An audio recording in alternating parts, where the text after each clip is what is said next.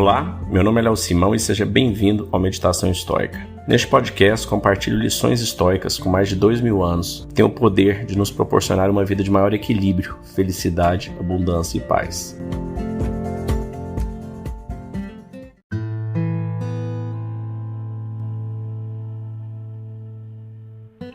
Ontem a gente leu a primeira metade da carta de Sêneca para o seu amigo Lucílio, cujo título é Sobre praticar o que se prega. Então a gente leu e essa primeira parte ela fala muito de praticar realmente a filosofia e não apenas você ler, você falar da boca para fora e não praticar isso no seu dia a dia. E aqui nesse segundo trecho, o Sêneca vai falar sobre praticar a pobreza voluntária. Isso para o estoicismo, isso para o Sêneca principalmente, lembre-se que Sêneca foi um dos homens mais ricos e poderosos do seu tempo. Ele foi tutor de Nero, do imperador romano. Só que o Sêneca passou muitas privações, ele foi exilado 2 vezes, ou seja, ele perdeu todo o seu dinheiro, todo o seu status, sua fama, ele foi exilado 2 vezes e por fim ele acabou sendo exilado e morto por Nero justamente. Nero foi um louco que matou a própria mãe, paranoico, como todos os tiranos, com medo de todo mundo estar armando para tirar eles, o que no final do dia acaba que é verdade também, né? Porque todos odeiam aquela pessoa. O Sêneca teve que se matar na frente de um guarda, né? Eles davam essa oportunidade da pessoa se matar ao invés de ser morta ali naquele momento. Então o Sêneca tinha isso muito, que apesar do dinheiro que ele tinha, ele viver desapegado desse dinheiro, ele utilizar esse dinheiro, esse poder, essa influência para propagar o bem, para fazer coisas boas, usar isso como ferramenta, mas nunca ter apego a isso. E quanto mais preparado e mais desapegado dos bens materiais você for, menos você vai sofrer caso aconteça algo que te prive desses bens. Então eu vou iniciar do finalzinho do parágrafo anterior, do parágrafo 5º que a gente leu no episódio anterior. Eu vou iniciar dele para dar continuidade nesse próximo. Então vamos lá.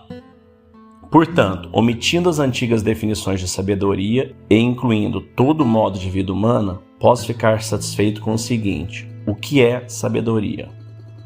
Sempre desejar as mesmas coisas e sempre recusar as mesmas coisas. Você pode acrescentar uma pequena condição, que o que se deseja seja o certo, já que nenhum homem pode estar sempre satisfeito com a mesma coisa, a menos que ela seja a certa. Por isto, os homens não sabem o que desejam, a não ser no momento em que desejam. Nenhum homem decidiu de uma vez por todas desejar ou recusar. O julgamento varia de dia para dia e muda para o oposto, fazendo com que muitos homens passem a vida em uma espécie de jogo. Prossiga, portanto, como você começou. Talvez você seja levado à perfeição, ou a um ponto no qual só você considere aquém da perfeição. Mas, você diz, se tornará da minha casa cheia de gente sem uma renda. Se você parar de apoiar essa gente, ela se sustentará. Ou talvez você vá aprender graças à pobreza o que você não pôde aprender por conta própria. A pobreza manterá para você seus amigos verdadeiros e provados. Você será livrado dos homens que não o procuraram por você mesmo, mas por algo que você tem. Não é certo, no entanto, que você ame a pobreza, ainda que apenas por esta única razão, para mostrar porque você é amado. Ou, quando chegará a este ponto? Quando ninguém disser mentiras para congratulá-lo. Assim, deixe que seus pensamentos, seus esforços, seus desejos ajudem a torná-lo satisfeito com seu próprio eu e com os bens que brotam de si mesmo e empenhe todas as orações a Deus. Que felicidade poderia se aproximar de você? Traga-se a condições humildes, das quais você não pode ser expulso, e para que você possa fazê-lo com maior espontaneidade. A contribuição contida nesta carta irá se referir a este assunto, ou o concederei imediatamente. Embora você possa olhar com desconfiança, Epicuro mais uma vez ficará contente em liquidar meu endividamento. Acredite, suas palavras serão mais imponentes se você dormir em uma cama estreita e usar trapos, pois nesse caso você não estará simplesmente dizendo, você estará demonstrando sua verdade. De qualquer modo, escuto com um espírito diferente as palavras de nosso amigo Demétrio. Depois que o vi recostado sem sequer um manto para cobri-lo, e mais do que isso, sem tapetes para deitar. Ele não é apenas um mestre na verdade, mas uma testemunha da verdade. Não pode um homem, no entanto, desprezar a riqueza quando ela está em seu próprio bolso? Claro, também é de grande alma quem vê riquezas amontoadas em torno de si e depois de se perguntar longa e profundamente por que elas chegaram em sua posse, sorri e ouve, em vez de sentir que elas são suas. Significa muito não ser estragado pela intimidade com as riquezas, e é verdadeiramente grande quem é pobre em meio às riquezas. É, contudo, a marca de um espírito nobre não se precipitar em tais coisas por serem melhores, mas por pô-las à prática, porque são desse modo fáceis de suportar. E são fáceis de suportar, Lucílio, quando, no entanto, você chegar a elas depois de uma longa prova. Elas são ainda agradáveis, pois elas contêm uma sensação de liberdade. E sem isto, nada é agradável. Considere, portanto, essencial fazer o que grandes homens fazem com frequência: reservar alguns dias para nos prepararmos para a pobreza real, por meio da pobreza imaginada. Há mais razão para fazer isso porque estamos impregnados de luxo e consideramos todos os deveres árduos e onerosos. Em vez disso, deixe a alma ser despertada de seu sono e ser estimulada, e que seja lembrada que a natureza prescreveu muito pouco para nós. Nenhum homem nasce rico. Todo homem, quando vê pela primeira vez a luz, é condenado a se conectar com leite e trapos. Tal é o nosso começo, e ainda assim os reinos são todos muito pequenos para nós. Mantenha-se forte, mantenha-se bem. Bom, acho essa carta maravilhosa, acho assim, de uma profundidade, de um conhecimento, e é algo que nos incomoda, né? Pelo menos me incomoda muito, a gente imaginar esse voto de pobreza, né? Imaginar fazer isso voluntariamente.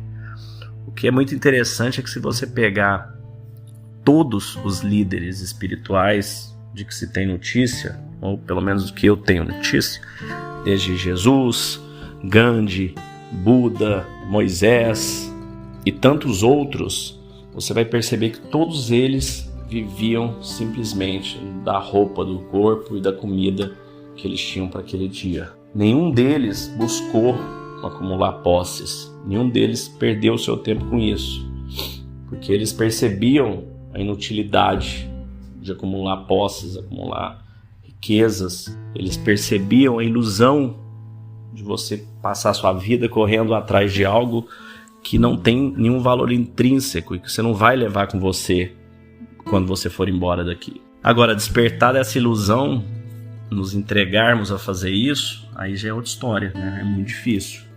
É muito difícil chegar nesse ponto. Mas eu acho que é algo que vale a pena a gente refletir e entender que o dia que a gente conseguir chegar nesse ponto, a gente vai estar conseguindo evoluir. Não significa que você tem que abrir mão de tudo que você tem que sair por aí enrolado num lençol, né? Se imaginando um filósofo. Não é isso que ele quer dizer aqui. O que Sêneca diz, né? Reserve alguns dias por ano aí para você ter contato. O que ele quer dizer? Existem dois grandes medos que o homem tem, né? Que o ser humano tem. Um é o medo da morte e o outro é o medo da pobreza. Esse é um medo forte que todo mundo tem. O medo da pobreza, que vem do medo da vergonha, o medo de você perder tudo, o medo de você passar fome, o medo de ser ridicularizado, né? Esse medo todo, ele vem do medo da pobreza. E o que ele diz aqui é para você exatamente ver que não tem nada demais na pobreza. A natureza nos prescreve muito pouco. A gente precisa de muito pouco para viver. Todo o resto é a nossa ilusão, é a nossa mente que nos obriga a querer um carro melhor, uma casa melhor, não sei o que melhor. Tanto faz, nada disso. Você pode perceber que tudo isso, à medida que você foi conquistando, qualquer que seja o volume que você tenha conquistado, chega num ponto aquilo não tem muito significado. O que tem significado é você buscar, correr atrás de mais. Então, sempre que a gente coloca a nossa felicidade nos bens materiais, quando a gente os conquista, eles deixam de ter importância, a importância que a gente achou que pudesse ter. E é mais ou menos sobre isso que ele diz. Uma vez que você se despir desse medo da pobreza, E como que ele sugere fazer isso? Experimentar, né? Passa uma semana vivendo com R$10 por dia, comendo a coisa mais barata que tiver, com roupas baratas, ou vai para um acampamento, alguma coisa que você gaste pouco, para você ver que por dentro você não vai mudar. Aquele luxo, aquela água quente do chuveiro, aquelas coisas, são coisas, como diziam os estoicos, indiferentes, preferíveis, né? Todas as coisas são boas, né? Não tem coisas boas ou ruins. A nossa mente é que faz isso delas. Então tem as preferíveis e as não preferíveis. Essas aí seriam as preferíveis, mas está na nossa mente entender que elas não são essenciais.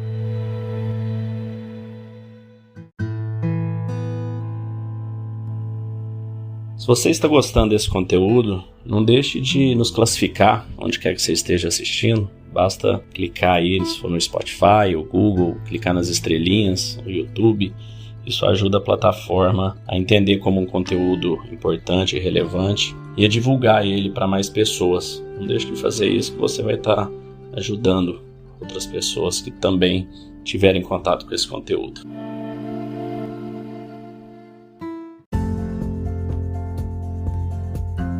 Se você gostou desse podcast, deixe seu like, siga nosso canal e compartilhe. Alguém pode estar precisando escutar isto hoje. Seja você a pessoa a levar esta mensagem de força e resiliência.